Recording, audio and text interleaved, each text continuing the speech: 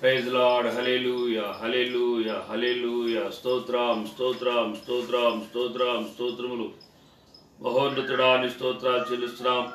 జీవాధిపతి నీ స్తోత్రములైనా, జీవముగల దేవాని స్తోత్రాలు, స్తోత్రాలు, స్తోత్రాలు, స్తోత్రాలు, స్తోత్రాలు. బెతెస్దా గాడ్ మినిస్ట్రీ స్తుతిస్తున్నాం ప్రభా. నాయనా నీ స్తోత్రాలు చెల్లిస్తున్నాం. మే 22వ తారీఖు ప్రభా నీ స్తోత్రాల్లో శుక్రవారం ఉదయం కాలం ప్రభా ఉపవాస ప్రార్థనకు మీరు అధ్యక్ష వహించండి నాయన.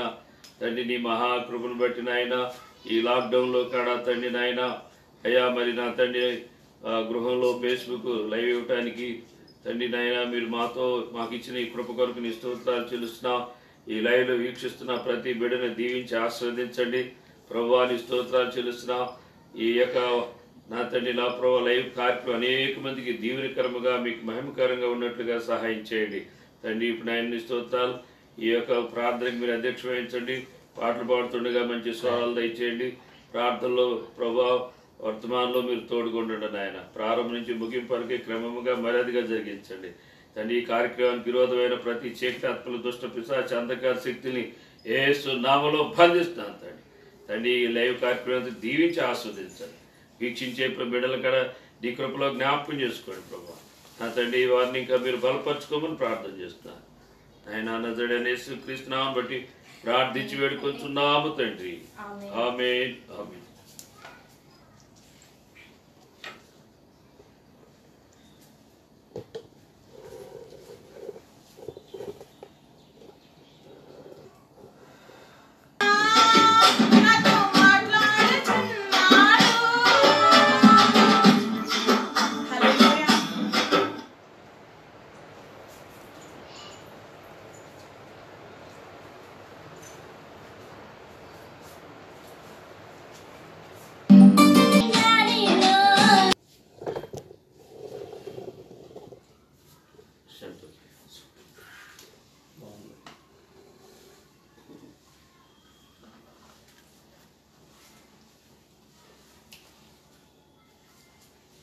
Praise Lord. హల్లెలూయా.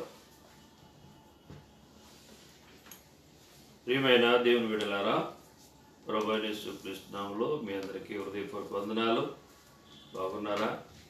దేవుని మహాకృపను బట్టి మరి మేము కూడా బాగున్నాం, మీరు కూడా బాగుండాలని మీ కొరకు రోజు మరి మా కుటుంబంగా సంఘంగా కూడా ప్రార్థన చేస్తున్నాం. మందిరంలో 7గురితో 7 ప్రేయర్ని ప్రారంభించాం. 20వ తారీఖు 21 2 రోజులు 7 ప్రేయర్ దేవుడు ఎంతో ఆశీర్వాదకరంగా జరిగించారు. మరి ఆ 7 ప్రేయర్ కొరకు ప్రార్థన చేయండి.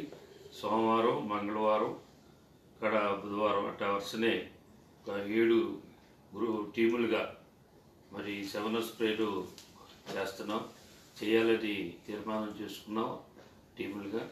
ఆ 2 టీములు అయిపోయినాయి. మళ్ళీ సోమవారం నుంచి మళ్ళీ స్టార్ట్ చేస్తాం. ఆ యొక్క 7 ప్రేయర్లో ఈ లైవ్లో వీక్షిస్తున్న మీ కొరకు మరి మీకు ఏమైనా ప్రేయర్స్ రిక్వెస్ట్ ఉంటే మాకు తెలియచేయండి. ఎటువంటి పరిస్థితిలో ఉన్నా మనకు దేవుడు ఉన్నాడు. మన పక్షంగా దేవుడు మేలు చేయటానికి, విడుదల లేని వారికి విడుదల ఇవ్వడానికి, స్వస్థత కావాల్సిన వాళ్ళకి స్వస్థత ఇవ్వడానికి, రక్షణ కావాల్సిన వాళ్ళకి రక్షణ ఇవ్వడానికి దేవుడు శక్తిమంతుడుగా, గొప్ప దేవుడుగా మనకు ఒక దేవుడు ఉన్నాడని మనం ఎవరు మర్చిపోకూడదు. ఇటువంటి విపత్కరమైన పరిస్థితుల్లో మరి నిరాదరణ స్థితిలో, సమస్యల్లో, భయాల్లో ఉన్న ఈ లోక పరిస్థితుల్లో మన ధైర్యపరిచి, మన ఆదరించి, మన శ్రమల నుంచి విడిపించగలిగిన శక్తి కలిగిన దేవుడిని మనం కలిగి ఉన్నాం. ప్రియులారా గమనించండి. అప్పుడు దాకా పాటల ద్వారా దేవుడిని మహిమపరుచుకున్నాం. మనందరం కూడి మరి దేవుణ్ణి గణపరిచేటట్లుగా, దేవుని వాక్యం అంటే దేవుని మాట, దేవుని మాట అంటే సత్యము, సత్యానికి సంబంధించిన దేవుని బిడ్డలుగా ఆ వాక్యాన్ని ప్రేమిస్తే దేవుడు మనల్ని ప్రేమిస్తాడు. దేవుడు మనం ప్రేమించినప్పుడు దేవుడు మనకి మన తోడుగా ఉండి మన కాపాడి మన ఆస్వాదించే దేవుడుగా ఉన్నాడు. కనుక దేవుని వాక్యం ఎంతో విలువైంది. అది దేవుని మాట కాబట్టి, మనుషుల మాటలు కాదు కానీ జీవము కలిగిన దేవుని మాట మన జీవింపచేస్తుంది కనుక ఆ మాటని ఎవరైతే శ్రద్ధ పెడతారో, ఆ మాటని ఎవరైతే హృదయంలో పెట్టుకుంటారో, ఆ మాట ఎవరైతే కలిగి ఉంటారో వాళ్ళందరినీ కూడా దేవుడు గొప్ప చేస్తాడు. కనుక దేవుని వాక్యాన్ని నిర్లక్ష్యం చేసిన వాళ్ళు ఎవరూ కూడా దేవుడికి ఇష్టలుగా లేరు. దేవుని వాక్యాన్ని మరి అంగీకరించిన వాళ్ళు దేవుని యందు భయభక్తులు కలిగి ఆస్వాదించబడినట్లుగా మనం చూస్తున్నాం. ప్రియులారా, కొద్ది సమయము దేవుని వాక్యాన్ని ధ్యానం చేసుకుందాం. దానికి ముందుగా మనం ప్రార్థన చేసుకుందాం. మహాపరిశుద్ధుడైన మా ప్రియ పరలోక తండ్రి, మీ పరిశుద్ధమైన ఘనమైన నామాన్ని స్తుతులు స్తోత్రాలు చెల్లిస్తున్నాం. ఇప్పటి వరకు మీ సన్నిధి మాకు అనుగ్రహించినందుకు మీ స్తోత్రాలు. పాటల ద్వారా నీ నామానికి మహిమ తెచ్చుకున్నారు, మీ స్తోత్రాలు. పాటలు పాడిన బిడ్డల్ని బట్టి మిమ్మల్ని స్తుతిస్తున్నాం. బిడ్డలు దీవించి ఆస్వాదించండి. ఇంకా అనేక నాయన మీ పరిచయలో బిడ్డలను ఘనంగా వాడుకోమని ప్రార్థన చేస్తున్నాం. అత్యంతల్పుడైన నీ దాసుండి మరుగు చేయండి ప్రభా. మీరు మాట్లాడండి ప్రభా, మీరు మాట్లాడాలి. మిమ్మల్ని ఆహ్వానిస్తున్నాం. మీరు మాట్లాడితే మాకు మేలు. మీ మాటల వల్ల మేము బ్రతుకుతాం. మీ మాటలోనే మాకు జయం ఉంది కనుక ప్రభా మీరు మాట్లాడండి. ఒక మనిషి మాట ప్రయోజనం లేదు నాయన తండ్రి. మీ మాటగా నీ బిడ్డలు నీ మాటగా ఎవరైతే గుర్తిస్తారో, నా గొర్రెలు నా స్వరము వినును అని నీ మాటను బట్టి మిమ్మల్ని స్తుతిస్తున్నాం. మీ గొర్రెలుగా మీ స్వరం వినటానికి, మిమ్మల్ని వెంబడించడానికి ప్రభా, మీతో ఉండటానికి మేము ప్రభా మిమ్మల్ని అంగీకరించే వరకు ఉండడానికి సహాయం చేయమని ప్రార్థన చేస్తున్నాను.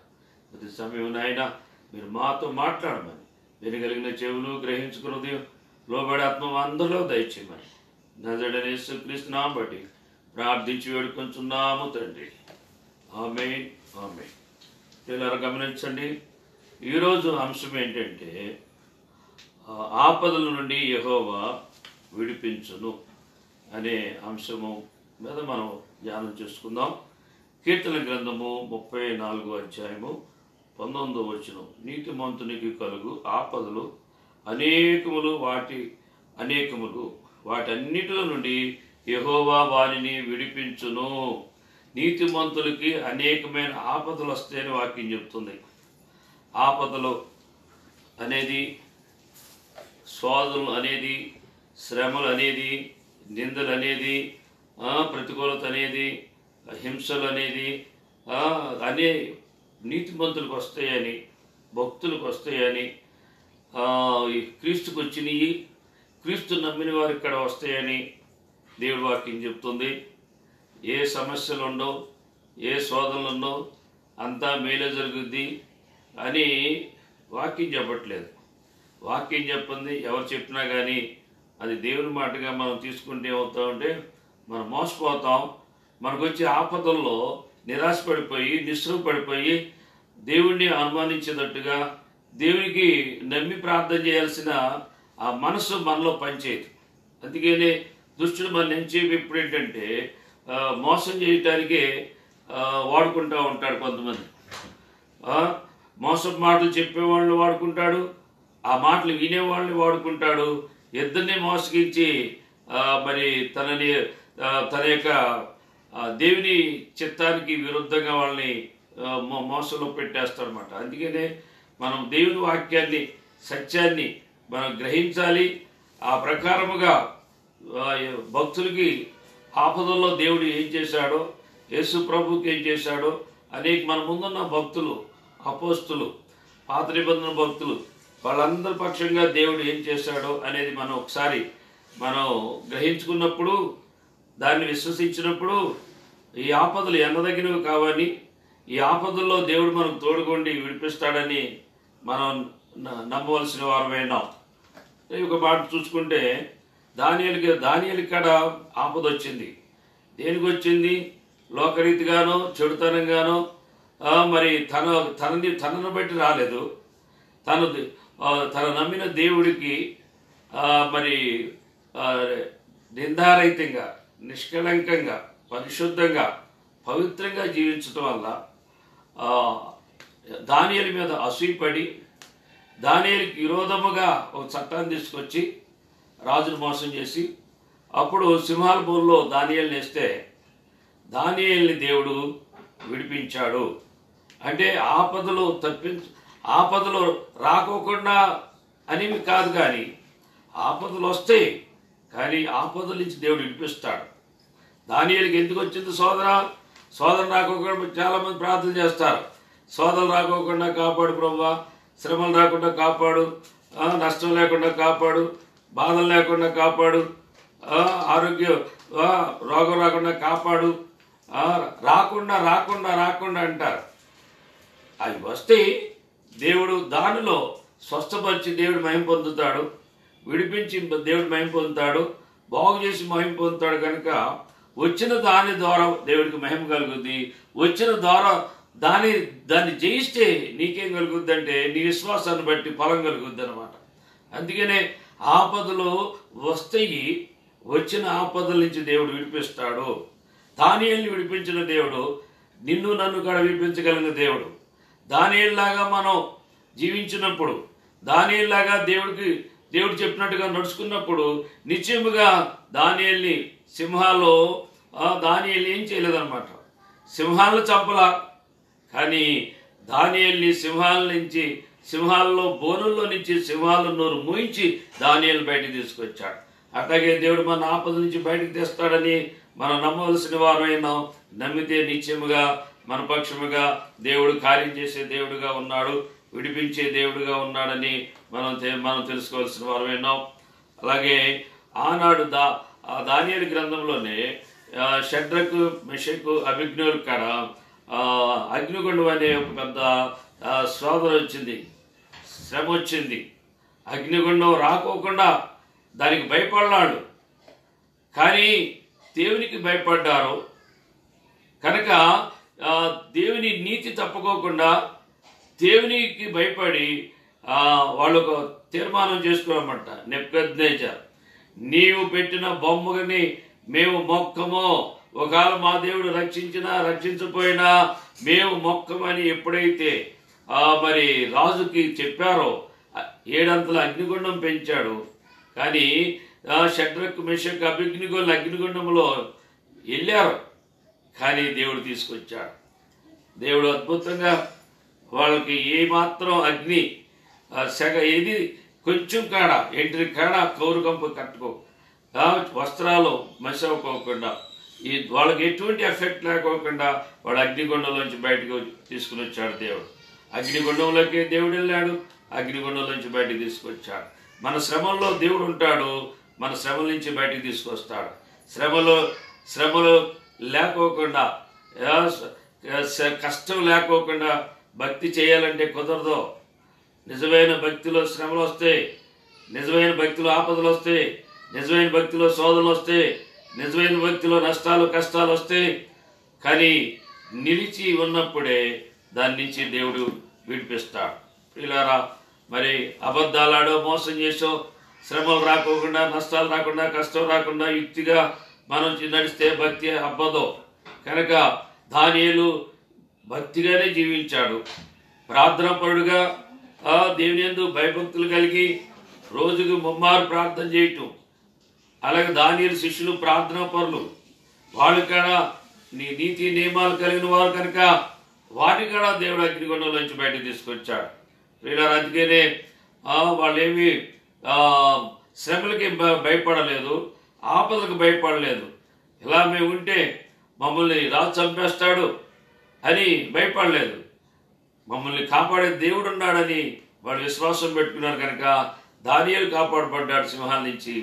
అలాగే షడ్రకు మెషకు అబేద్నెగోలు కాపాడబడ్డారు అగ్నిగుండం నుంచి. ప్రియులారా, గమనించి మరి ఇంకొక మాట చూసుకుంటే ఆహాబు దినాల్లో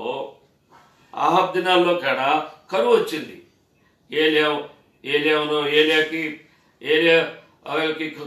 ఆహాబు దినాల్లో ఆ యొక్క రాజ్యంలో కరువు వచ్చింది. ఏలియాని మట్టికి దేవుడు పోషించాడు. ఏలియాని కేరీతు వాగు దగ్గర మరి కాకుల ద్వారా ఆహారం పంపించాడు. ఆ వాగు నీళ్ళైపోతే ఆ రాజు దగ్గర నుంచి రొట్టె మొక్కలు, మాంసపు మొక్కలు, రొట్టె మాంసముతో కేరీతు వాగు ఎండిపోయేదాకా దేవుడు అక్కడ ఏలియాని పోషించాడు. ఆ వాగు ఎండిపోయిన తర్వాత సారేపతే అనే ఊరికి వెళ్ళి అక్కడ ఒక పేద ఎదవరాలు ఉంది అని అక్కడికి పంపించాడు. అక్కడ ఒక ఏలియాని పంపించటం వల్ల ఏలియా మాట, ఒక సేవకుడి మాట ఆ ఎదవరాలు వినటం వల్ల ఆ కరువు కాలం అంతా కూడా ఆ యొక్క సారెపతి అదోరాల కుటుంబము, ఆమెతో ఉన్న కుటుంబాలు పోషించబడి, అట్లాగే ఏలియా దేవుడి మాట వినటం వల్ల ఏలియాను, అలాగే ఏలియా మాట వినటం వల్ల సారెపతి అదోరాలు కూడా కరువు కాలంలో పోషించబడినట్టుగా మనం చూస్తున్నాం. ప్రియులారా, ఈరోజు మనం దేవుని మాట సేవకుడి మాట విశ్వాసి ఎప్పుడైతే వింటారో వాళ్ళతో దేవుడు తోడుండి మరి వాళ్ళని ఆపద నుంచి కాపాడుతాడని దేవుని వాక్యం తెలియజేది. ఇక్కడ ఆశీర్వాదము అనేదానికి, సమాధానం అనేదానికి, కాపుదల అనే దానికి, దేవుడు ఐక్యత అనే దానికి మనం కలిసి ఉంటే దేవుడు ఉంటాడు. దేవుడు మాట మనం వింటే మన మాట దేవుడు వింటాడు, మన మొర్ర దేవుడు ఆలకిస్తాడు. కనుక ఆనాడు మరి ఏలియాని పోషించిన దేవుడు ఈరోజు మరి చాలామంది అనేకమైన సమస్యల్లో ఉన్నారు, ఆర్థికమైన పరిస్థితుల్లో ఉన్నారు, లేమిలో ఉన్నారు, కొరతలో ఉన్నారు, భయంలో ఉన్నారు. వీళ్ళందరినీ ఇక్కడ దేవుడు పోషించాలి అంటే, ఏలియాని పోషించినట్టుగా దేవుడు మన పోషించాలంటే, కరువులో పోషించాలంటే, మరి సమస్యలో దేవుడు రావాలంటే నిశ్చయముగా ఏలియాలాగా మనము దేవుని సన్నిధిలో ఉండాలి. దేవుని మాటే మనం ప్రకటించాలి. దేవుని చెప్పిందే చేసినప్పుడు నిశ్చయముగా దేవుని బిడ్డలకి కరువు అనేది లేదు, లేమి అనేది లేదు, కొరత అనేది లేదు. ఒకవేళ ఉన్నా కానీ అది దేవుడు తీరుస్తాడు. ప్రియులారా, ఏలియాని పోషించిన దేవుడు సేవకుల్ని, విశ్వాసులు కూడా పోషించగలిగిన శక్తివంతుడని మనం నమ్మవలసిన వారమే ఉన్నాం. ప్రియులారా, గమనించండి. అలాగే పౌలు శీలల విషయంలో మనం చూసుకున్నప్పుడు మరి పౌలు శీలలో దెబ్బలకు భయపడలేదు, చెరసాలకు భయపడలేదు. శాస్త్రులు, పరిచయులు మరి దేవునికి విరోధమైన అసూయపరులైన వారికి భయపడలేదు. కానీ దేవుడు చిత్తాన్ని చేయటానికి, సువార్త ప్రకటించడానికి ఎంతో మరి తను తాను విస్మరించుకుని కష్టాలకుండగా, శ్రమలకుండగా పౌలు శీలలు ప్రయాణం చేసినప్పుడు వాళ్ళకి ఒక శ్రమ వచ్చింది. వాళ్ళని చెరసాల్లో వేశారు. కానీ చెరసాల్లో వాళ్ళు దేవుని స్తుతిస్తూ ప్రార్థన చేస్తూ, దేవునికి పాటలు పాడుకుంటూ స్తుతులు చెల్లిస్తూ ప్రార్థన చేస్తున్నప్పుడు ఆ చెరసాల బద్దలైంది. అక్కడ ఒక అద్భుతం జరిగింది. పౌలు శీలల ద్వారా మరి ఆ చెరసాలను బద్దలు కొట్టి దేవుడు వాళ్ళని బయటికి తీసుకొచ్చాడు. వీళ్ళు గమనించండి. అందుకనే మనకి మన దేవుడు ఉన్నాడు. పరిస్థితులు ప్రతికూలంగా ఉన్నప్పుడు దాన్ని అనుకూలపరిచే దేవుడు ఉన్నాడు. అక్కడ దేవుని చిత్తం ఏంటంటే ఆ చెరసాల్లోకి వెళ్లకుండా ఉండటం దేవుని చిత్తం కాదు. ఆ చెరసాల్లో దేవుడు ఉండాలి, అక్కడ అద్భుతం చేయాలి. అక్కడ వీళ్ళు సువార్త మరి ఈ పరిచర్యని అక్కడ పనిచేశారు. అక్కడ చెరసాల్లో సువార్త ప్రకటించారు కనుక అక్కడ దేవుడు చెరసాల ఆ అద్భుతం ద్వారా చెరసాల అధికారి కుటుంబం మారింది. అలాగే ఖైదీలందరూ కూడా మరి తన్మలయ్యి వాళ్ళందరూ కూడా దేవుళ్ళు విశ్వాసంలో నిలిచారు. ప్రియులారా, అక్కడ ఫోకస్గా చేసింది ఏంటంటే చెరసాల అధికారి మారాడు, కుటుంబం మారింది అని దేవుని యొక్క మరి లేఖనంలో మనం చూస్తున్నాం. ప్రియులారా, గమనించండి. కనుక మనం ఏ విషయంలో కూడా భయపడవలసిన పని లేదని, అలాగే ఆపదలు రాకోకుండా మనం కాపాడమని కాదు. కానీ ఒకవేళ ఆపద వస్తే మనకు మన ఆపద నుంచి తప్పించే దేవుడు మనకున్నాడు. ఒకవేళ ఏదైనా కీడు వస్తే తప్పించే దేవుడు ఉన్నాడు, శ్రమ వస్తే తప్పించే దేవుడు ఉన్నాడు, లేకపోతే శోధన వస్తే తప్పించే దేవుడు ఉన్నాడు అని దేవుని యందు విశ్వాసంతో నీతి న్యాయాలు కలిగి మనం నడుచుకున్నప్పుడు నిశ్చయముగా మన ముందున్న భక్తుల్ని కాపాడిన దేవుడు మన కూడా కాపాడుతాడని దేవుని వాక్యం స్పష్టంగా చెబుతుంది. వీళ్ళని గమనించండి. కనుక మనం ఇక్కడ చూసుకున్నప్పుడు దేవుని వాక్యం లోకానికి శ్రమలు వస్తాయి కానీ అవి మిమ్మల్ని ఏమీ చేయవు. లోకానికి శ్రమలు వస్తాయి. లోకము దుష్టుడందుంది. లోకములో పాపం ఎక్కువ చేస్తున్నారు కనుక పాపాన్ని బట్టి దేవుడు లోకానికి కొన్ని శ్రమలు పంపిస్తాడు, కొన్ని శోధనలు పంపిస్తాడు, కొన్ని సమస్యలు పడతారు.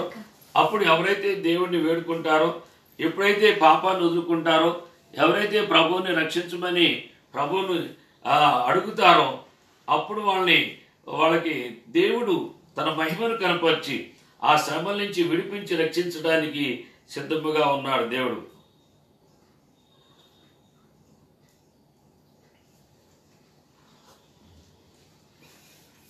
కనుక మనం ఒక నమ్మిన వారిని రక్షించే దేవుడు గనక లోకాన్ని నమ్మక ఆ శ్రమలు బట్టి మనం ప్రవర్తించినప్పుడు, దేవుడిని బట్టి విశ్వాసంతో ప్రవర్తించినప్పుడు లోకానికి వచ్చిన శ్రమలు మన మీద నుంచి అవి మనకి కాదు, వాటి నుంచి మనం విడిపిస్తాడు, దాని నుంచి బయటికి తెస్తాడని దేవుని వాక్యము స్పష్టంగా తెలియజేయబడుతుంది. ప్రియులారా, మనం చూసుకున్నప్పుడు ఆదికాండము 14:12 ఏం చెప్తుందంటే, మరియు అబ్రహాము సహోదరుడు కుమారుడైన లోతు సొదొమలో కాపురముండెను గనక అతని ఆస్తిని పట్టుకొని పోగా అబ్రహాము భక్తుడైన అబ్రహాముని దేవుడు పిలిచాడు. కానీ లోతు కాడ అబ్రహాము ఏమిటి వెళ్ళాడు. లోతు ఆ దేవుడి పిలుపుగా లేదు, కానీ అబ్రహాము దేవుడు పిలిచిన పిలుపుకు లోపడ్డాడు.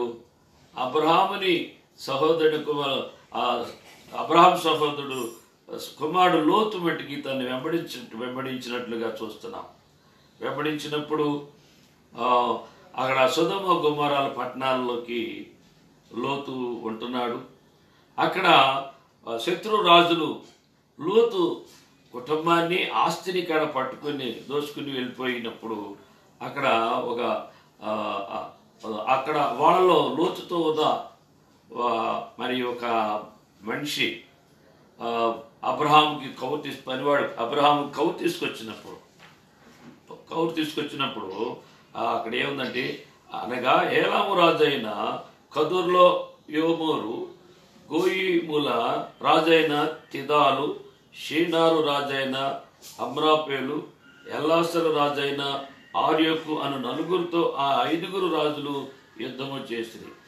ఎప్పుడైతే ఆ యొక్క కొలసు తన తమ్ముడు కుమారుడు యొక్క ఆస్తిని మరి దోచుకుని కుటుంబాన్ని చెరగొని పోతున్నారో, వారి మీద అబ్రహాము పనివారు తనతో ఏకీవించిన వాళ్ళు తీసుకుని వెళ్ళి యుద్ధం చేసి ఆ కొలసొమ్ము ఆ యొక్క ఆస్తిని తీసుకొచ్చినట్లుగా మనం చూస్తున్నాం. 13వ వచనం మనం అక్కడ ఆస్తిని తీసుకొచ్చి అబ్రహాము లోతుని ఆ కొలసొమ్ముని ఆ కుటుంబాన్ని విడిపించాడు.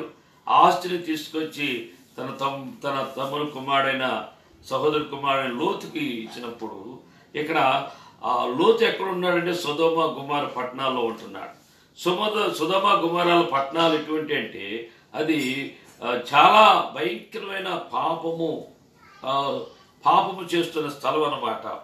19వ అధ్యాయం ఆదికాండం 19:13 లేవు, మేము ఈ చోటు నాశనము చేయవచ్చు తిమ్మి, వారిని గూర్చిన మొర యెహోవా సన్నిధిలో గొప్పదైన కనుక దానిని నాశనం చేయుటకు యెహోవా మమ్మల్ని పంపినని చెప్పగా, అబ్రహాము దేవుని సన్నిధిలో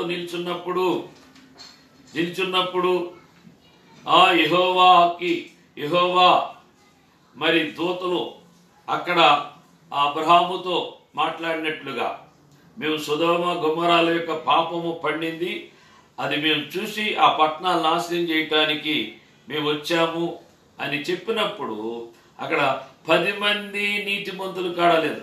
అక్కడ ఏమన్నారు, అబ్రహాం అన్నాడు 50 మంది నీతిమంతులుంటే ఆ పట్టణాన్ని కాపాడుతావా? ఓకే, కాపాడుతాను. మళ్ళీ 45 మంది కాపాడుతాను, 40 మంది కాపాడుతాను, 30 మంది కాపాడుతాను, 20 మందిని కాపాడుతాను అంటే 20 మంది కాడ కాదు, 10 మంది ఉంటే కాపాడుతామంటే 10 మంది ఉంటే కాడ కాపాడుతాడు. ఆ పట్టణంలో 10 మంది నీతిమంతులు కాడ లేరని మరి మనం చూస్తున్నాం ప్రియులారా. కనుక మరి 20 వచ్చిన యెహోవా సొదొమ గొమొర్రాల గురించిన మొర గొప్పది గనుక వాటి పాపము బహుభారమైంది గనుకను అంటున్నాడు అనమాట. దేవుడు మన మొర వినే దేవుడుగా ఉన్నాడు. ఆ మొరని బట్టి మనకి ఎవరైతే ఆపదలు కలిగిస్తారో, కీడు కలిగిస్తారో, మనకి విరోధముగా మన బాధ పెడతారో వారిని తీర్పు తీర్చడానికి దేవుడు ఉన్నాడని మర్చిపోవద్దు మీరు. సొదొమ గుమారాల్లో మొర అంటే ఆ సొదొమ గుమారాలో బలాత్కారముగా, నీతి నియమాలు లేని వారుగా, పురుష సంయోగులుగా, మరి బహుభయంకరమైన పాపంలో ఉన్న ఆ సొదొమ గుమర పట్టణాలు లో ఎవరు మొరపెడుతున్నారంటే ఒక నీతిమంతుడైన ఆ లోతే మొరపెడుతున్నట్లుగా చూస్తున్నాం ఇక్కడ. కానీ ఇంక అక్కడ ఎవరు మొరపెడుతున్నారు అనేది మనం చూసుకుని ఇక్కడ పేతురు గారు అంటున్నాడు, 2 పేతురు 7వ వచనం, దుర్మార్గులు కామ వికారమైన నడవడి చేత బహు బాధపడిన నీతిమంతుడకు లోతును తప్పించెను. అక్కడ పేతురు గారు రాస్తాడు ఆ సొదొమ గొమొర్రాల పట్టణాల గురించి చెప్తున్నాడు. సాగి దుర్మార్గులు అంటండి, కామ వికారయుక్తమైన నడవడి చేత బహు బాధపడిన నీతిమంతుడకు లోతు బహు బాధపడ్డాడు. అక్కడ ఆ ప్రజల మధ్యన లోతు సంతోషంగా లేడు, సుఖంగా లేడు.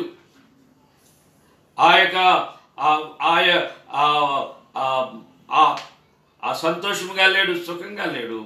అక్కడ ఆ ప్రజలను బట్టి వాళ్ళతో ఏకీభించాల కనుక బాధపడుతూ అక్కడ ఎందుకు ఉండాలి అన్నప్పుడు మనం చూసుకుంటే, మనము బాధపడుతూ అక్కడ ఎందుకు ఉండాలి అంటే లోతు కుటుంబం కలిగిన వాడు, లోతు భార్య, లోతు పిల్లలు మరి అక్కడ సహవాసం కలిగి ఉన్నారు.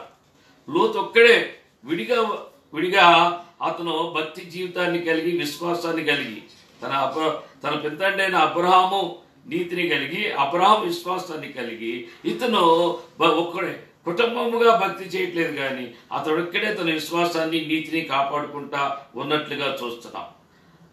ఆ యొక్క సొదొమ గొమొర్రాల పట్టణాల్లో ఉన్న దుర్మార్గాలకి, అక్కడున్న పురుష సంయోగం కానీ, నీతి నియమాలు లేని ఆ ప్రజల మధ్యన వారు సహవాసం కలిగి ఉన్నారు. లోతు పిల్లలు, అలాగే లోతు భార్య అక్కడ అనుకోవచ్చు, పిల్లలతో ఏకీవించినట్లుగానే కనపడుతుంది. కనుక ఇక్కడ లోతు కుటుంబంలో ఫెయిల్యూర్ అయ్యాడు, కానీ అబ్రహాం అడిగి కుటుంబం అంతా దేవుని భయభక్తుల్లో ఉండేటట్టుగా ఆ కుటుంబాన్ని నడిపించుకున్నాడు. కనుక అబ్రహాము దేవుడు అబ్రహాము రెండంతలుగా ఆశీర్వదించబడ్డాడు. అబ్రహాము అన్యజనుల మధ్యన మహారాజుగా అబ్రహాము జీవించినట్లుగా, అబ్రహాము దేవునికి స్నేహితుడుగాను, అబ్రహాము మరి విశ్వాసులందరికీ తండ్రిగా కూడా దేవుడు అటువంటి హెచ్చింపు అబ్రహాంకి ఘనతనిచ్చాడు దేవుడు. లోతు విషయంలో చూసుకున్నప్పుడు కుటుంబంలో ఫెయిల్ అయ్యారు. కారణం ఆ లోతు నివసించిన స్థలము మంచిది కాదు, ఆ స్థలంలో ఉన్నవాడు మంచివాడు కాదనమాట. కనుక లోతు బహు బాధపడుతూ ప్రార్థన చేస్తున్నాడు. అలాగే అక్కడ ఉన్న భూమి, అక్కడ ఉన్న ఆ యొక్క ప్రకృతి ప్లస్ గోడలు కూడా మొరపెట్టుంటాయి, దూలాలు మొరపెట్టుంటాయి. ఎందుకంటే మనుషులు చెడుతనాన్ని భూమి భరించలేకపోతుంది. అలాగే గోడలు దూలాలు కూడా అవి కూడా మొరపెట్టిన అనుకోవాలి మనం. ఎందుకంటే ఒకవేళ పక్షులు గారు మొరపెట్టినేమో, జంతువులు మొరపెట్టినేమో, అలాగే మనం గోడలు కూడా మొరపెట్టినేమో, ఇంకా ఆ మొరలు దేవుడు ఆలకించినట్టుగా చూస్తున్నాం ప్రియుల. బహు గొప్పది, దేవుడు దాన్ని ఘనంగా ఇచ్చాడు అనమాట. ఒక్కళ్ళు నీతిమంతులు మొరపెట్టిన నిశ్చయముగా దేవుడు దాన్ని గణపరచగలిగిన దేవుడై ఉన్నాడు. దేవుని స్తోత్రం. మొర ఆలకించగలిగిన దేవుడై ఉన్నాడు. అక్కడ అంటున్నాడు దేవుడు, నేను దిగిపోయి నా ఎద్దుకు వచ్చిన ఆ మొర చొప్పుననే వారు సంపూర్ణముగా చేసురో లేదు అని చూచెదును అంటున్నాడు. అంటే మనం కూడా లోక రీతిగా మాట్లాడుతుంటే వీడి పాపం పండిందిరా అంటాడు. పాపము పరిపక్వమైతే పాపము పండాలి. అలాగే సొదొమ గొమొర్రాల పాపము పండింది. దేవుడు మొరను విన్నాడు, దేవుడే దిగొచ్చి చూశాడు. అప్పుడు దేవుడు వాళ్ళ పాపాన్ని పరీక్షించినప్పుడు వాళ్ళు పట్టుబడ్డారు. కనుక దేవుడు ఆ సొదొమ గొమొర్రాల్ని అగ్నిగంధకాల చేత కాల్చేయాలని దేవుడు తీర్పు తీర్చినట్లుగా చూస్తున్నాం ప్రియులారా.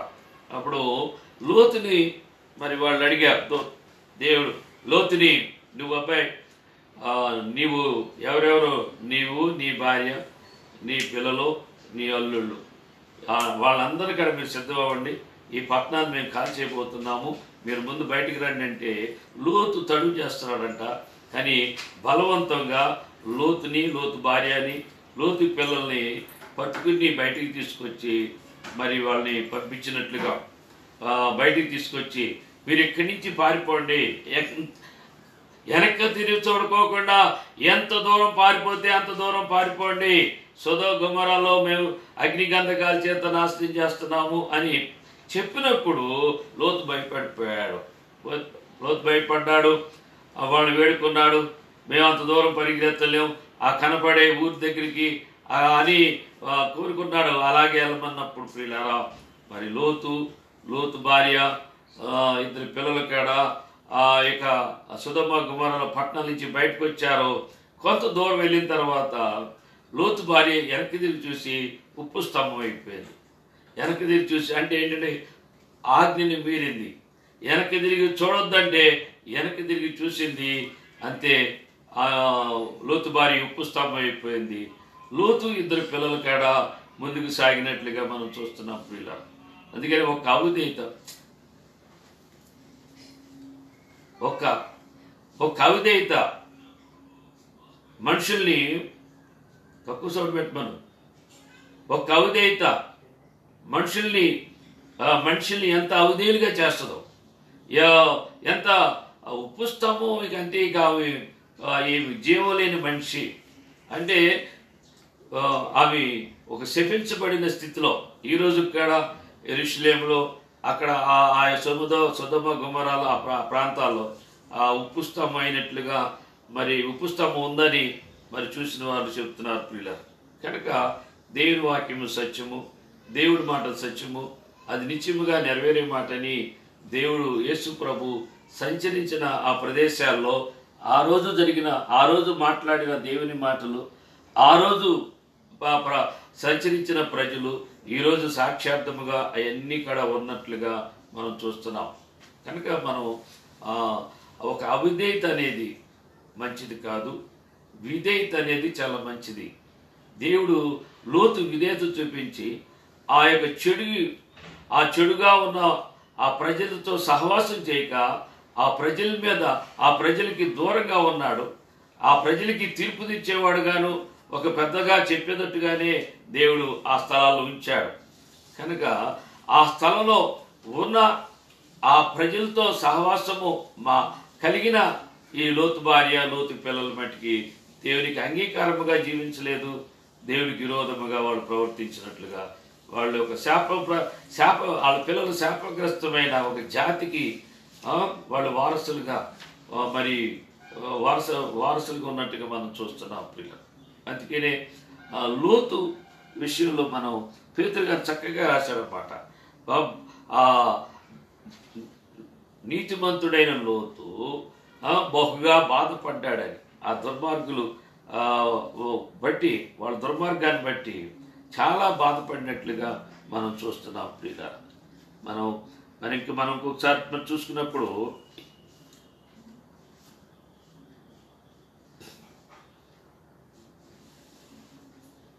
ఇక్కడ లోతు జీవితంలో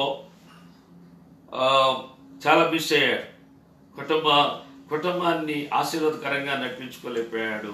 కారణం ఏంటంటే అతను ఎన్నుకున్న ఆ ప్రదేశము అక్కడే ఉండటం వల్ల లోతు కుటుంబం భక్తిగా జీవించలేదు. కనుక దేవుని చూపించిన దాన్ని బట్టి నడిచిన అబ్రహాము కుటుంబం ఆత్మీయంగా మరి దేవునికి అంగీకారముగా ఆ కుటుంబం ఆస్వాదించబడినట్లుగా మనం చూస్తున్నాం. కనుక మనం దేవుని యొక్క చిత్తాన్ని బట్టి మనము నడుచుకున్నప్పుడు దేవుడు మనకు తోడుగుండి మనం కాపాడుతాడు. కొన్నిసార్లు లోతును బట్టే మరి అక్కడ ఆ సొదొమ గొమొర్రా నుంచి బయటికి తీసుకొచ్చినట్లుగా మనం చూస్తున్నాం. ఒక్క నీతిమంతుడు ఉన్నా కానీ ఆ రెండు పట్టణాలని ఆ నీతిమంతుడిని కుటుంబాన్ని కాపాడినట్లుగా చూస్తున్నాం ప్రియుల.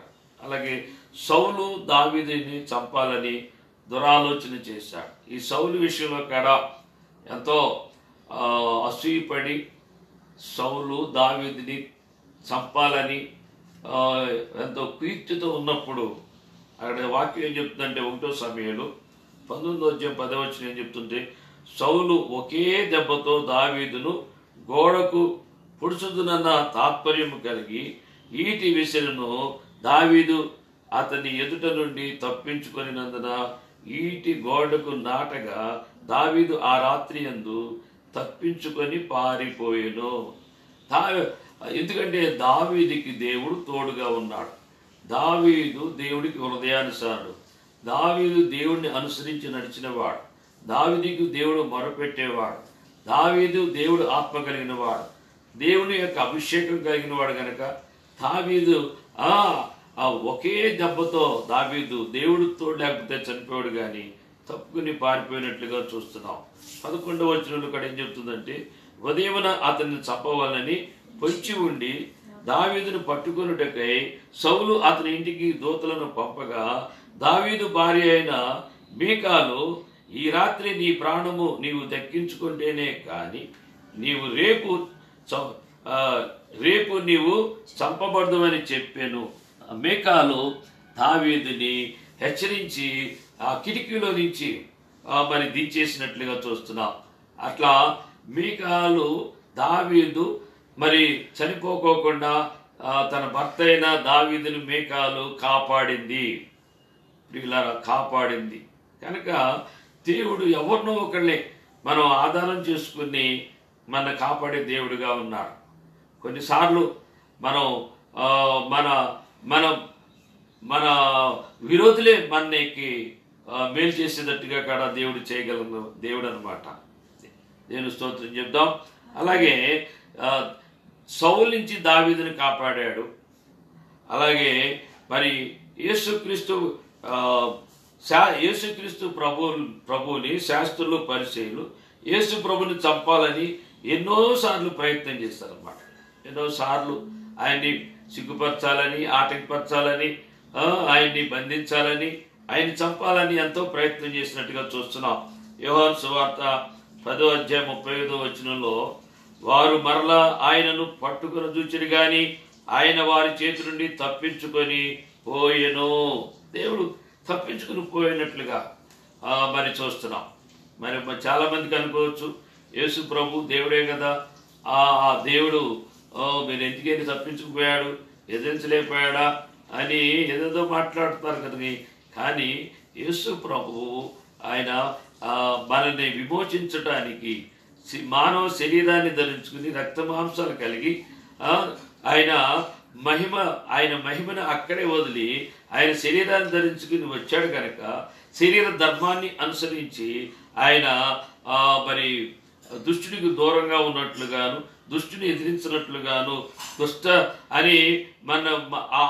ఆ దుష్టుడి యొక్క దుష్టత్వాన్ని నుంచి మనం రక్షించడానికి ఒక నీతిని స్థాపించిన వాడుగా యేసుక్రీస్తు ప్రభుల వారు ప్రవర్తించినట్లుగా చూస్తున్నాం. ప్రియులారా, అక్కడ ఎంతగా ఆయన అన్యాయపు తీర్పు తీర్చి ఆయన సిలువేసి ఆయన మరణానికి అప్పగించినా కానీ దేవుడు వాక్యం ఏం చెప్తుందంటే, అపోస్తులుగా 2:32 ఈ యేసును దేవుడు లేపెను, దీనికి మేమందరము సాక్షులమని అపోస్తులు చెప్తున్నారు అన్నమాట. సాతాను యేసు ప్రభువుని సిలువకి అప్పగించి చంపాలి, పేడ వదిలిపోద్ది అనుకున్నాడు. కానీ ఆయన్ని యేసు ప్రభువుల వారిని ఆయన 3వ దినాన్న ఆయన సమాధిలో నుంచి దేవుడు లేపాడని వాక్యం చెప్తుంది. ఈ యేసుని దేవుడు లేపెను, దీనికి మేమందరము సాక్ష్యమని అపోస్తులు చెప్తున్నట్టుగా చూస్తున్నాం. అక్కడ మనం ప్రియులారా యేసు ప్రభువుతో తండ్రి అయిన దేవుడు తోడుగా ఉండి మరి ఆయన సజీవుడిగా లేపినట్టుగా మనం చూస్తున్నాం. నాలుగో విషయంగా చూసుకున్నప్పుడు దేవుడు తన దూతలను పంపి పేతుని చెరసాల్లో నుంచి విడిపించాడు. పేతురు కాడ బంధించబడినప్పుడు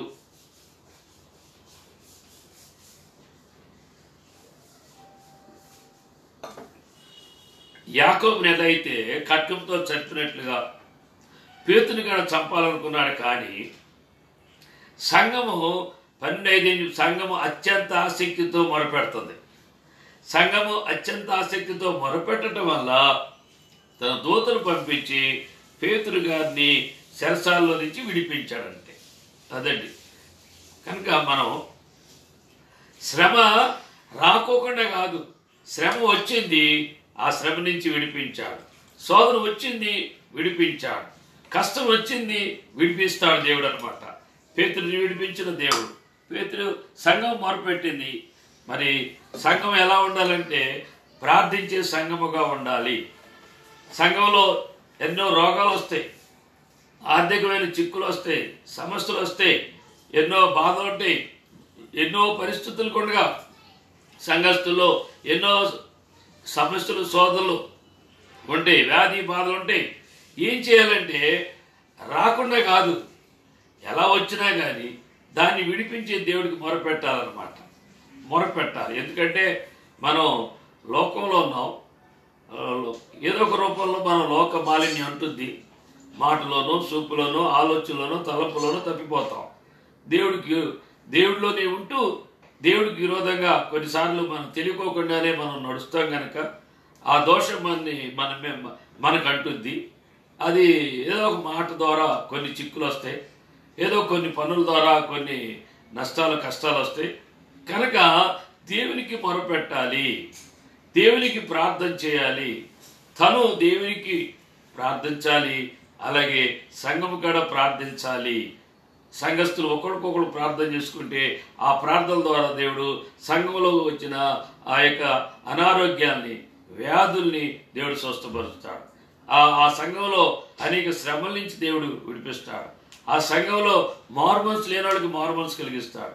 ఆ సంఘంలో దేవుని భయం లేని వారికి దేవుడు భయం కలిగేటట్టుగా దేవుడు చేస్తాడు. సంఘాన్ని ఇంకా మరి అభివృద్ధి పరుస్తాడు, సంఘాన్ని విస్తరింప చేస్తాడు. కారణం మనం మొరపెట్టాలని వాక్యం చెప్తుంది. ఆనాడు పేతురు విశ్వాసం ఎంత గొప్పదో చూడండి. తెల్లారితే పేతురుని చంపుతారు, కానీ పేతురు రాత్రి గొరకపెట్టి నిద్రపోతున్నాడు. కాళ్ళు చేతులు బొండాలతో బిగించారు, ఇక రేపు చనిపోతాడు, కానీ పేతురు గారు నిద్రపోతున్నాడంటే ఎంత గొప్ప విశ్వాసం. పేతురుని చూసుకున్నప్పుడు, యేసు ప్రభుతో ఉన్నప్పుడు యేసు ఎవరో నాకు తెలియదని ముమ్మారు బొంకాడు. అస్థిరుడు, అబద్ధాలాడేవాడు. అటువంటి పేతురు గారు పరిశుద్ధాత్మ చేత నింపబడినప్పుడు ఆత్మపూర్ణుడుగా విశ్వాసంలో స్థిరపడి సోదరుల గుండెగా ముందుకు సాగే అనుభవంలో ఉన్న ఆ పేతురు గొర్రెలు పెట్టి నిద్రపోతున్నాడు అన్నమాట. కనుక మరి ప్రియులారా, ఆ సంఘము అత్యంత ఆసక్తితో చెరసాలలో ఉన్న పేతుర్ని విడిపించాలని ప్రార్థన చేసినప్పుడు నిశ్చయముగా తన దూతను పంపించి దేవుడు విడిపించాడు. దేవుని స్తోత్రం. మన పరిస్థితుల్లో కాడ ప్రార్థన చేయాలి. దేవుని విశ్వాసం కలిగి ప్రార్థన చేస్తే మనం ఎన్నో గొప్ప కార్యాలు మనం చూస్తామని దేవుని వాక్యము తెలియజేయబడుతుంది ప్రియులారా. కనుక ప్రార్థించే విశ్వాసిగా ఉండాలి. ప్రార్థించే సంఘముగా ఉంటే సంఘములో ఉన్న సమస్యలన్నీ కాడ దేవుడు తీరుస్తాడు. సంఘములో వచ్చిన ప్రతి పరిస్థితిని దేవుడు దాన్ని ఆ సమస్యల మీద జయం మనకి ఇచ్చే దేవుడిగా ఉన్నాడు. తర్వాత శాస్త్రులు పరిచయులు అపోస్తలుడైన పౌలు చంపాలని కుట్ర చేశారని. చంపాలని కుట్ర చేసినప్పుడు ఇక్కడ వాక్యం ఏం చెప్తుందంటే అపోస్తలుల కార్యము 9వ అధ్యాయము 25వ వచనం. కనుక అతని శిష్యులు రాత్రి వేళ అతన్ని తీసుకొని పోయి గంపలో ఉంచి గోడ గుండా అతన్ని కిందకి దింపిరి. అంటే పౌలు గారిని చంపాలని శాస్త్రులు పరిచయులు అసూయతో కుట్ర చేసినప్పుడు శిష్యులు పౌలు గారిని కాపాడుకున్నట్లుగా అక్కడ మరి 2 కొరింథీ 11:33 ఇక్కడే తెలియజేస్తుంది. అప్పుడు నేను కిటికీ గుండా గోడ మీద నుండి గంపలో దింపబడి అతని చేతిలో నుండి తప్పించుకొని పోతుని అంటున్నాడు. అదండి ఆ యొక్క పౌలు గారి కాడ దేవుడు మరి తన శిష్యుల ద్వారా ఆ గంపని కాపాడినట్టుగా చూస్తున్నాం. దేవుడు కాపాడతాడు.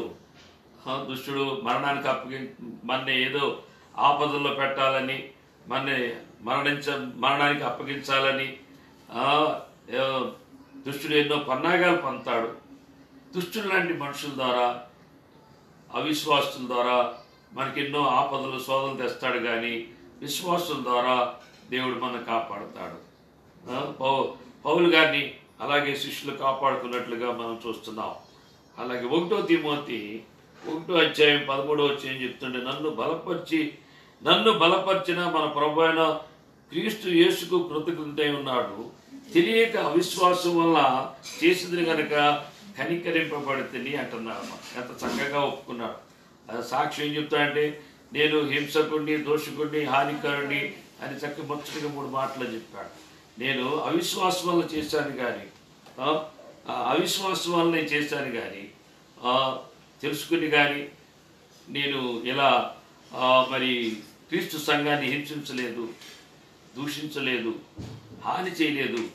నేను ధర్మశాస్త్రాన్ని నమ్మాను. ధర్మశాస్త్ర ప్రకారముగా దేవుడు మోషే ధర్మశాస్త్ర ప్రకారముగా దేవుడు అని నేను అది నమ్మాను. కానీ యేసుక్రీస్తు దేవుడు కాడని, యేసు అదొక మతం అని, యేసుకి విరోధంగా నేను ప్రవర్తించాను. కానీ ఇప్పుడు యేసే నన్ను నా మనోనేత్రాలు వెలిగించాడు, నా పాపాన్ని చూపించాడు, నా పాపాన్ని నుంచి విడిపించాడు కనుక ఆ యేసుక్రీస్తే నిజమైన దేవుడని ఒప్పుకున్నాడు. అవిశ్వాసము అవిధేయత వలన అతని పాపాలు క్షమించబడి విశ్వాసముతో విధేయతతో ఉండటం వల్ల పౌలు గారిని దేవుడు ప్రాణాన్ని తప్పించినట్లుగా మనం చూస్తున్నాం. ఇక్కడ పౌలు గారు చక్కటి ఏమంటాడంటే, నన్ను బలపరచువా అని నేను సమస్తము చేయగలంటాడు ఫిలిప్పీయులకు రాసిన పత్రికలో. ఎప్పుడైనా సరే పౌలు చాలా జ్ఞానము కలిగిన వాడు, తత్వవేత్త. మరి సన్నిధి సభలో ఒక మంచి మన పార్లమెంట్ లాంటి అటువంటి సన్నిధి సభలో ఒక సభ్యుడు. అటువంటి పౌలు గారు తన నీతిని బట్టి, తన జ్ఞానాన్ని బట్టి, తన వాక్చాతుర్యాన్ని బట్టి నేను చేస్తున్నానని తన మీద ఎప్పుడు పెట్టుకోలేదన్నమాట. నాలో మంచి ఏమి లేదు, దేవుని కృప, దేవుని బలము, దేవుని ద్వారానే ఇవన్నీ జరుగుతున్నాయని దేవుణ్ణి హెచ్చించి తను తగ్గించుకున్నాడు ప్రియుల. అందుకే నన్ను బలపరచువని నేను సమస్తము చేయగలనని ఆనాడు పౌలు సాక్ష్యం చెప్పాడు. ఈరోజు కాడ నేనైనా మీరైనా అలాంటి సాక్ష్యమే కలిగి ఉండాలి. మన జ్ఞానము కానీ, మన సామర్థ్యం కానీ, మన వాక్చాతుర్యం కానీ దేవుడికి దగ్గర పరలోకానికి అది పనికిరావు. అది మనుషులకు సంబంధించింది. అది పరలోకానికి ఏది అంగీకారం అంటే దేవుని బలముతో, దేవుని జ్ఞానముతో, దేవుని ఆత్మ ద్వారా ఎవరైతే దేవుని చిత్తం చేస్తారో పరలోకం వాళ్ళని అంగీకరిస్తుందని దేవుని వాక్యం స్పష్టంగా తెలియజేయబడుతుంది. మనం చూసుకున్నప్పుడు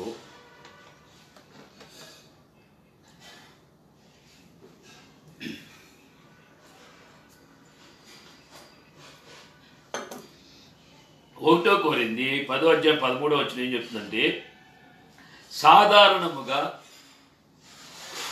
సాధారణముగా మనుషులకు కలుగు శోధన తప్ప మరి ఏది మీకు సంభవింపలేదు. దేవుడు నమ్మదగిన వాడు, మీరు సహింపగలిగిన దానికంటే ఎక్కువగా ఆయన మిమ్మల్ని శోధింపనీయడు. అంటే మనం ఎంతైతే సహిస్తామో అంత శోధనే పెడతారంట. ఆ శోధనలో తప్పించుకునేటట్టుగా కూడా ఆ శోధన ఉంటుందని సహింపగలిగినంత కంటే ఎక్కువగా ఆయన మిమ్మల్ని శోధింపబడనీయడు. అంతేకాదు సహింపగలుగుటకు ఆయన శోధనతో కూడా తప్పించుకుని మార్గమును కలగజేయును. అదే శోధనలో కూడా మనం తప్పించుకుంటానికి మార్గం ఉన్నది. మనం శోధన వచ్చినప్పుడు లోకస్తులను అడగకూడదు. మనం శోధన వచ్చినప్పుడు అవిశ్వాసులను అడగకూడదు. మనం శోధన వచ్చినప్పుడు దేవుళ్ళలోకి రావాలి, దేవుని వాక్యం చదవాలి, దేవుని ఆత్మకి దేవునికి మొరపెట్టాలి. దేవుడు ఆత్మ మన శోధనలో నుంచి తప్పుకునే మార్గం వాక్యం ద్వారా, విశ్వాసము ద్వారా, దేవుని ఆలోచన ద్వారా మనం తప్పుకుంటాం అన్నమాట. లోక ఆలోచనలు శోధనలోకి తీసుకెళ్తే దేవుడు ఆత్మ దేవుని యొక్క ఆలోచన ద్వారా మన బయటికి తీసుకొస్తాడు. అందుకనే శోధన సహించువాడు ధన్యుడు అని కూడా వాక్యం. ఎలాగోలా శోధనలు పడ్డావు అనుకోండి, మనం చెప్పించుకోకుండా ఎంతలో చెప్పించుకోకుండా ఉన్న శోధనలో నుంచి బయటికి వచ్చే మార్గాన్ని మనం చూడవలసిన వారమే ఉన్నాం. అదే పౌలు గారు దశలోనికి సంఘంతో అంటున్నాడు, 1వ దశలోనికి 5వ అధ్యాయం 4వ వచనం, సహోదరులారా, 5వ అధ్యాయం 4వ వచనం, సహోదరులారా, ఆ దినము దొంగ వలె మీ మీదకి వచ్చుటకు మీరు చీకటిలో ఉన్నవారు కారు అంటున్నాడు అన్నమాట. ఒకరోజు ప్రభువు రాకడ దినం ఒకటి ఉంది. ఆ ప్రభువు చెప్తున్నాడు, నేను దొంగ వలె వస్తాను అంటున్నాడు. అప్పుడు దశలోని సంఘంతో పౌలు గారు ఏమంటే, దొంగ వలె వస్తానని చెప్పే మాట లోకంలో ఉన్నవారు, లోకంలో మత్తులో ఉన్నవారు, లోకాస్తులో ఉన్నవారు, లోక పాపాల్లో ఉన్నవారు, దేవుణ్ణి ఎరగిన వారు, లోకము చీకటి పాపము కలిగిన వారికి దొంగ వలె వస్తానన్నాడు. కానీ మీరు చీకటి వారు కాదు, మీరు వెలుగు సంబంధులు. మీరు యేసు ప్రభు తన శిష్యులకి రాకడ గుర్తులు చెప్పాడు కనుక ఆ ప్రకారంగా మనం వెలుగులో ఉన్నాం కనుక యేసు ప్రభు ఎప్పుడు వస్తాడో అప్పుడు ఆ రాకడికి మనం సిద్ధపడవలసిన వారముగా ఉన్నామంటారన్నమాట. ఎందుకని 9వ వచనం, ఎందుకనగా మన ప్రభు అయిన యేసు క్రీస్తు ద్వారా రక్షణ పొందుటకే దేవుడు మనల్ని నియమించను గాని ఉగ్రత పాల్గొటకు నియమింపబడలేదు అంటాడు. యేసు ప్రభు మన ఎందుకు పిలుచుకున్నాడంటే రక్షించడానికే. లోకంలో నుండి పాపం చేసి నాశనానికి వెళ్ళటానికి కాదు, అగ్నిగుండానికి వెళ్ళటానికి కాదు, కానీ లోకంలో నుంచి శాపంలో నుంచి మన దేవుడు పిలుచుకుని ఆయన రక్తంలో కడిగి ఆయన మనని రక్షించుకున్నది, ఆయన ఆత్మకు అప్పగించి మనని రక్షించుకుని తన బిడ్డగా చేసుకుని మనని పరలోకానికి తీసుకెళ్ళటానికి, పరలోక రాజ్యంలో ఆయన బిడ్డలుగా మనము ఆయన స్వాస్థ్యానికి ఒక హక్కుదారులుగా నిత్య జీవానికి వారసులుగా దేవుడు మనని కృపచేత ఆయన మనని పిలుచుకుని రక్షించిన దేవుడని, మన ఉగ్రత పాలవటానికి మనల్ని నియమించలేదని పౌలు గారు చెప్తున్నాడు. దేవుని స్తోత్రం చెప్తాం. హల్లెలూయా. ప్రియులారా, మరి 6వ వచనం కాడ మనం చూసుకున్నప్పుడు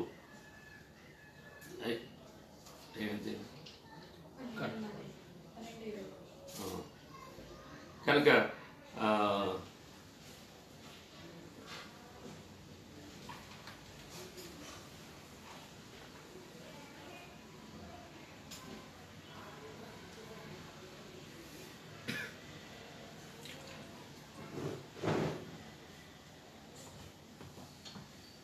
మనం ఇంతవరకు నీతిమంతుడైన మరి దానియేలుని తప్పించాడు, షడ్రక్ మేషక్ అబేద్నెగోను తప్పించాడు, పౌలు సేవను తప్పించిన దేవుడు, అలాగే ఏలియాని పోషించిన దేవుడు, మరి నమ్మదగిన దేవుడు, అట్లాగే నీతిమంతుడైన లోతుని మరి కాపాడిన దేవుడు, భక్తుడైన దావీదుని కాపాడిన దేవుడు, పరిశుద్ధుడైన యేసు ప్రభువుని కాడ ఆయన మరణాన్ని జయించి ఆయన సమాధిలోంచి మరి సజీవుడిగా లేపిన దేవుడు, పేతురు గారిని మరి కాపాడిన దేవుడు, అలాగే భక్తుడైన పౌలుని కాపాడిన దేవుడు మన దేవుడు.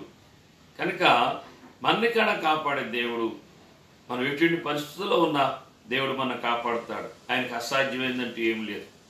మనకి అసాధ్యం ఏంటంటే మన లోకాన్ని విడిచి ఆ లోక పాపంతో మన సహవాసం లేకుండా ఆ దేవుని యొక్క బిడ్డలతోనూ దేవుడితో మన సహవాసం కలిగి దేవుడు చెప్పినట్టుగా మనం నడుచుకున్నప్పుడు, మనం నీతిమంతులుగా జీవించినప్పుడు నిశ్చయముగా మనం ప్రతి ఆపద నుంచి తప్పించబడతాం.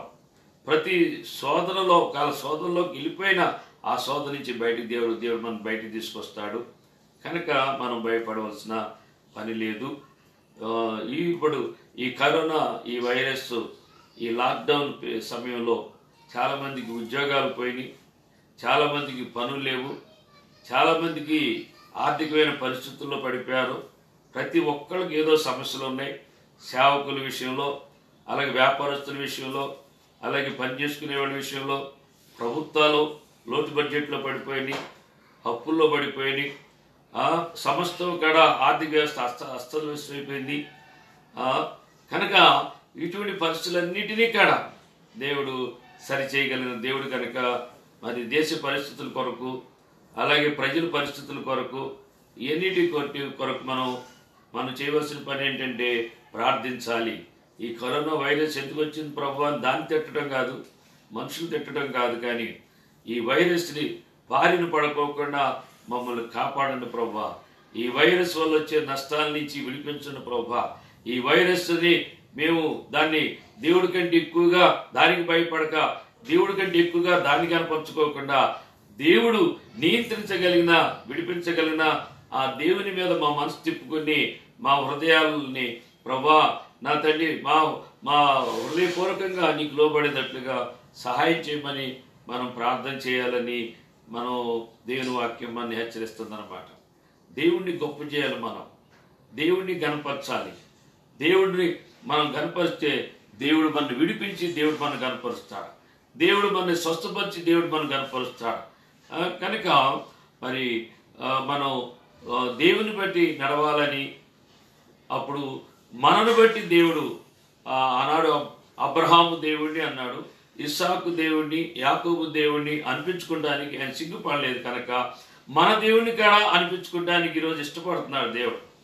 కనుక ఆ దేవుడికి అంగీకారంగా మనం బ్రతికినప్పుడు ఆపద నుంచి తప్పించి మన దేవుడు, మీ దేవుడు చాలా గొప్ప దేవుడు, మీ దేవుడికి ప్రార్థన చేయండి అని ఈ దినాల్లో మనని కోరినట్టుగా మనం విశ్వాసం ఉండాలని, మన యొక్క ప్రార్థన జీవితం ఉండాలని ప్రభుపేట మనం చేస్తున్నాను. ప్రభు ఈ వాక్యము దీవించును గాక.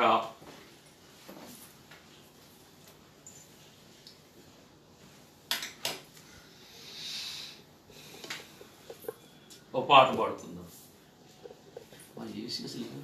కరెంట్ పోయిందా?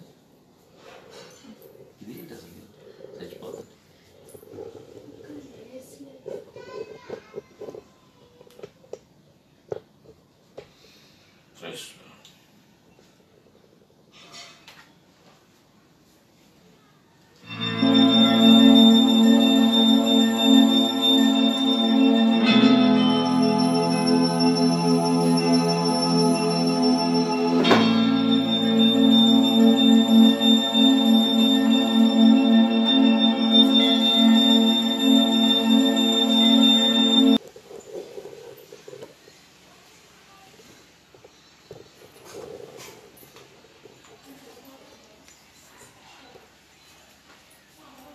ప్రార్థన చేసుకుందామండి.